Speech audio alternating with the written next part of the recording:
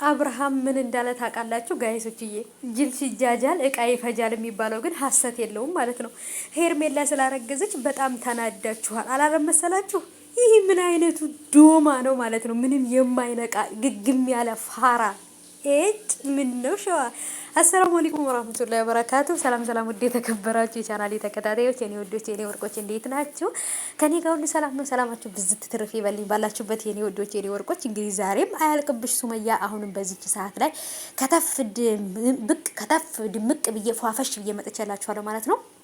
እውነት ለመናገር ግን ማለት ነው አብርሃም በተናገረው ነገር ላይም ሁሉም ሀሳብ በሰጡት ነገር ላይ በጣም ትልቅ ተቃውሞ አለኝ።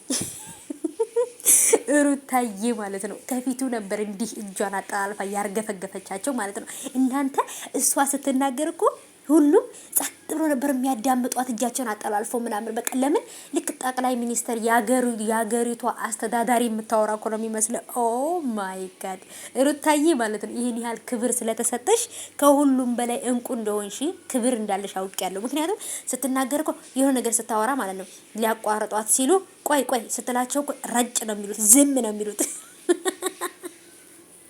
ለምን መሰላችሁ? የዚህ ሁሉ ሴራ አቀናባሪ አላፊዋ፣ ዳይሬክተሯ፣ ጸሐፊዋ ሩታ ስለሆነች ነው ሁሉም ሰው የሚያከብራት።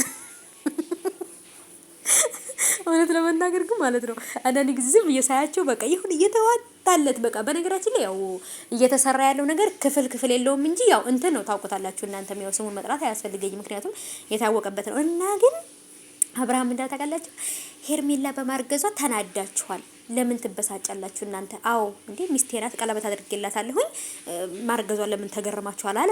ይህ ምን አይነቱ ዶማ ነው? እንዴት ነው ሰው የማይነቃው? እንዴት ነው አንድ ሳምንት ሙሉ የኔ ልጅ እዛ ጠፍታ አሁን ተመልሳ መታርጉዝ ነኝ የምትለኝ እንኳን ብሎ እንኳን አላስብም። ይሁን ምን አይነቱ ነው? ይሄማ እንጭጭ ገና አዲስ ፋራ ነው ያልነቃ ማለት ነው አብርሃም። ግን ደግሞ ሩታ የተናገረችው ነገር ትክክል ነው። ገና ሁሉን ነገር ያያል በቀስ